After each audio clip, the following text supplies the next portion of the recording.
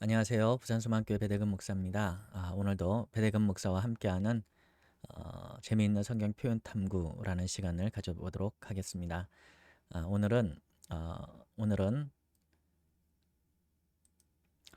제 7강 산파들의 집이 왕성해지다, 출애굽기에 있는 내용이죠. 이 내용을 가지고 우리와 함께 말씀을 나누어 보도록 하겠습니다.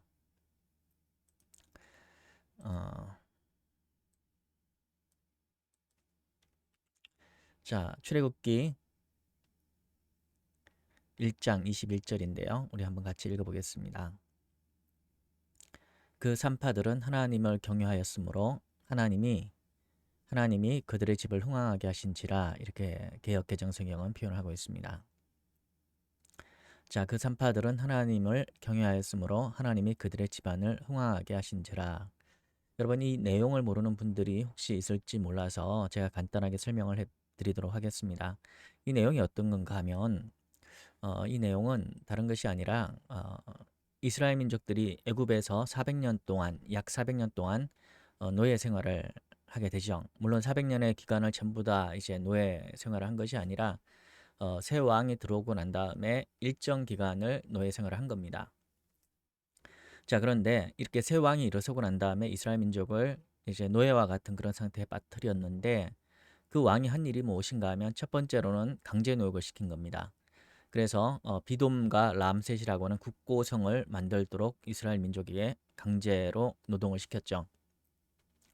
국고성이라는 것은 나라의 식량이라든가 그런 것들을 저장하는 바로 그러한 창고를 얘기하는 겁니다. 자, 그런 이제 일들을 강제적으로 이스라엘 민족을 시켰고, 이스라엘 민족이 그렇게 강제 노동에 동원되게 되죠. 그러면 이스라엘 왕 파라오가 왜 이런 일들을 했느냐라고 하는 것이 중요합니다. 왜 그렇게 파라오가 이스라엘 민족을 괴롭게 했느냐, 혹은 노예화 시켰느냐라고 하는 것은 이스라엘 민족이 엄청나게 숫자가 많아지기 시작했기 때문에 그렇습니다. 그러니까 이집트 사람들보다 어쩌면 더 많아질 수도 있는, 어느 정도 많아졌는지는 정확히 알 수 없지만 하여튼간에 굉장히 많아진, 감당하기 힘들 만큼 그렇게 이스라엘 민족의 숫자가 많아졌습니다. 그래서 이 아이들이 아니죠, 이 사람들을 그대로 내버려 뒀다가는 위험하겠다 나라가, 이런 생각을 한 거죠. 그래서 이들을 그냥 두면 위험하니까 혹시 외적이 쳐들어왔을 때 이 사람들이 외적과 합세해 가지고 들고 일어나면 이집트가 넘어가겠다, 이런 생각을 파라오가 했습니다. 그래서 이들을 강제 노역을 시켰고 노예화를 시킨 거죠.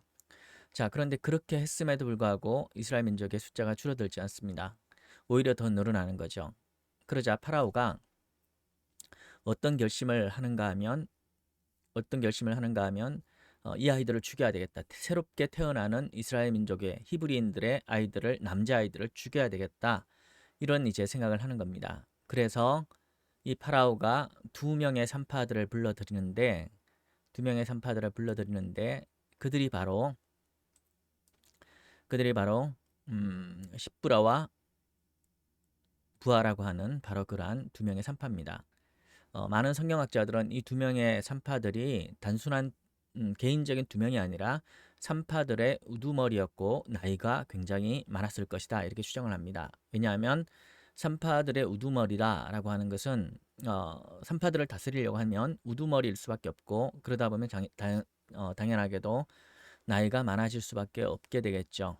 바로 그래서 나이가 많은 산파 두 명이 바로 앞에 불려가게 되는 거죠. 자, 그래서 그런데 그 산파들이 어, 그 파라오가 산파들에게 뭐라고 얘기하는가 하면, 자, 너희들이 애들이 나올 때 살펴가지고 만약에 남자아이일 것 같으면 그 아이를 죽여라, 이렇게 얘기를 하는 겁니다. 그런데 그 산파들이 이 바로의 명령을 따르지 않고 그 아이들을 다 살려줍니다. 그 살려주는 원인이 무엇인가라고 했을 때 성경은 뭐라고 기록을 하고 있는가 하면 이렇게 기록을 하고 있죠. 그 산파들은 하나님을 경외하였으므로, 하나님을 경외했기 때문에 어, 그렇게 남자 아이들을 죽이지 않았다라고 이제 표현을 하고 있는 겁니다. 하나님을 경외했기 때문에 남자아이들을 죽이지 않았다. 그러니까 자기의 목숨보다도 바로에게 거역한다라고 하는 것은 목숨이 사실은 위태로운 것이거든요. 그런데 이러한 목숨을 걸고서 그럼에도 불구하고 그럼에도 불구하고 어 그럼에도 불구하고 남자아이들을 살렸다라고 하는 거죠. 이것이 바로 하나님을 경외하는 모습이었다라고 하는 겁니다. 그래서 하나님께서 바로가 이 여인들을 죽이지 않게 하시고, 그리고 또 이 여인들에게 어떤 복을 허락해 주셨는가 하면 하나님이 그들의 집안을 흥왕하게 하신지라 이렇게 표현하고 있습니다. 자, 그러니까 이 산파들에게 하나님이 주신 복은 몇 가지를 나눠볼 수가 있는데, 첫 번째는 그들의 목숨을 살려주셨다는 거죠. 그들의 목숨을 살려주셨던 것이 첫 번째이고, 그리고 두 번째는 뭔가 하면, 자, 그들의 집안을 흥왕하게 하신 바로 이 사건입니다. 자, 그러니까 하나님께서 이 산파들의 집을 흥왕하게 해주셨다. 그런데 우리가 여기서 우리가 주목해 봐야 되는 것이 뭔가 하면, 하나님을 경외했기 때문에 하나님이 그들의 집안을 흥왕하게 해주셨는데, 이게 도대체 무슨 의미냐라고 하는 겁니다. 자, 그들의 집안을 번성하게 해주셨다. 이건 세 번역으로 이렇게 표현하고 있습니다. 그런데 공동 번역은 그들의 후손을 일으켜 주셨다 이렇게 표현하고 있습니다. 이렇게 번역이 달라지는 모습이 있는 것은 약간 이제 번역할 때 어려움이 있다라는 것을 나타내는 것이거든요. 자, 그러면 왜 그런지에 관해서 우리가 한번 살펴보도록 하겠습니다. 자, 이게 히브리어 본문인데요. 이렇게 되어 있습니다. 바예히 키 야르우 하 메알렛 메알레톰 메알도트 에트하 엘로힘 바야스 라햄 바팀 이라고 되어 있습니다. 자, 그래서 요 부분이 요 부분이 요 부분이 하나님이 그들을 위해서 행하셨다. 아싸라는 겁니다. 아싸라는 표현인데,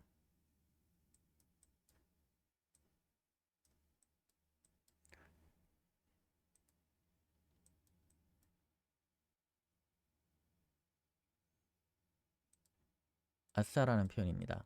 자, 근데 이제 요것이 이제 이렇게 변한 건데, 요게 이제 요겁니다. 아싸라는 표현인데 이게 만들다라는 표현이에요. 그러니까 하나님이 그들을 위해서 만드셨다. 뭘 만들었느냐? 이 노란색을 보시면 되죠. 뭘 만들으셨는가 하면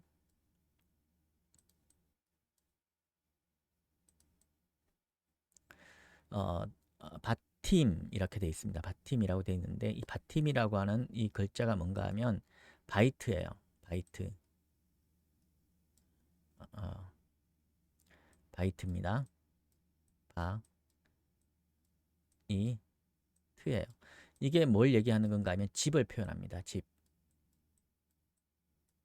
이게 집을 표현하는데, 그러니까 해석을 하게 되면 하나님이 하나님을 경외한 이 두 산파들에게 하신 일은 뭔가 하면 하나님이 그들을 위해서 집들을, 이제 집의 복수형이죠. 집들을 만드셨습니다. 이렇게 표현합니다. 하나님이 그들을 위해서 집들을 만드셨습니다.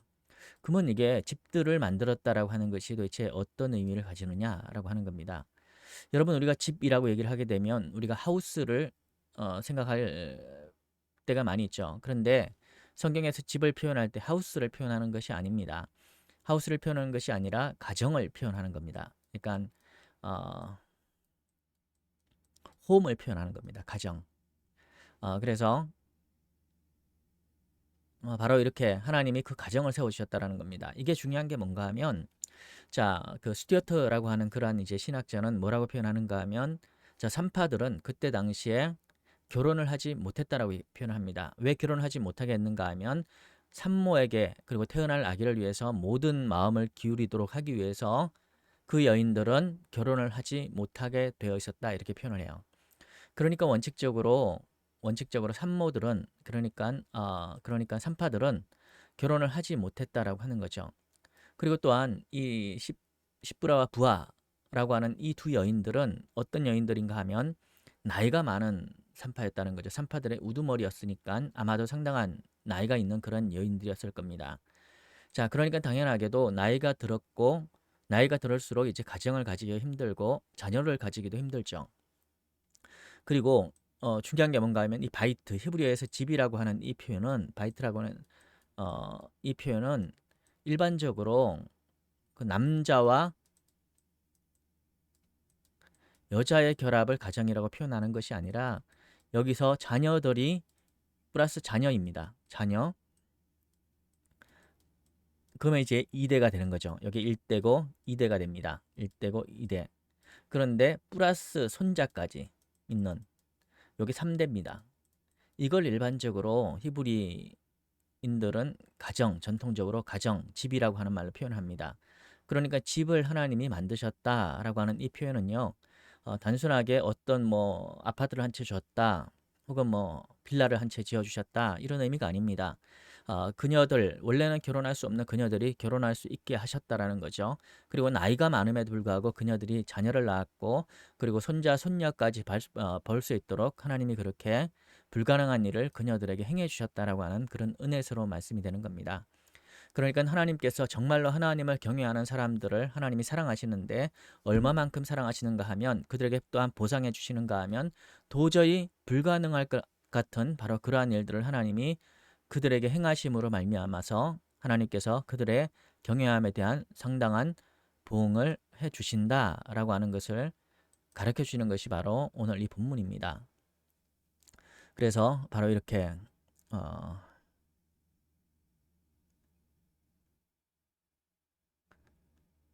오늘 이 본문이 이렇게 얘기를 하고 있는 거죠. 바예히 있었습니다. 키 야루. 하나님이 그 산파들이 하나님을 에트하 엘로힘, 하나님을 두려워했습니다. 두려워했기 때문입니다. 두려워했습니다. 그래서 하나님이 그들을 위해서 이렇게 지어주셨습니다 라고 하는 말을 오늘 이 성경은 기록하고 있습니다. 사랑하는 성도 여러분, 하나님을 경외하시는 귀한 은혜가 있으시기를 바랍니다. 하나님을 경외한다는 것은 단순하게 우리가 머릿속으로 생각하고 그런다고 해서 하나님을 경외하는 것이 아닙니다. 하나님을 경외한다는 것은 선택의 과정에서 정말 어떤 사건에, 우리가 만나는 이 삶의 모든 사건 중에서 하나님이 싫어하시는 일, 하나님이 원하시지 않는 일을 하지 않는 그런 결단을 하는 것을, 그런 선택을 하는 것을 하나님을 경외한다라고 우리는 표현할 수 있는 거죠. 오늘 이 두 산파들의 우두머리는 자기들의 생명을 걸고 바로의 명령을 거역하고 하나님의 뜻을 따랐습니다. 이것은 결코 쉬운 일이 아니었지만 그들이 정말로 이렇게 자신들의 생명을 걸고 하나님의 명령을, 하나님을 경외했을 때 하나님께서 그들을 흥하게 하셨고 그들을 세워주셨다라는 것을 오늘 성경은 우리에게 가르쳐주고 있습니다. 사랑하는 성도 여러분, 하나님을 경외하시기를 바랍니다. 모든 삶의 순간 가운데서 하나님이 과연 나에게 원하시는 일이 무엇인가를 생각하고 그리고 기도하시면서 모든 일을 해나가시는 귀한 은혜가 있으시기를 바랍니다. 그러면 하나님께서 반드시 여러분들에게 꼭 필요한 것으로 갚아주시고 은혜를 베풀어 주실 것입니다. 기도하겠습니다. 예, 할렐루야. 하나님 아버지 감사합니다. 오늘도 이렇게 은혜의 말씀을 나눌 수 있도록 인도해 주심을 감사합니다. 주님, 산파들은 비록 그들이 아무것도 아닌 존재였을 수 있지만 그러나 그들은 하나님이 원하시는 일을 위해서 자신의 생명을 걸고 바로의 명령을 거역하는 그러한 일들을 행했습니다. 그들은 옳은 선택을 했고 그리고 하나님으로부터 그에 대한 보상을 받았습니다. 물론 그러한 선택이 결코 쉬운 것이 아님을 우리는 우리의 삶 속에서 늘 만나게 됩니다.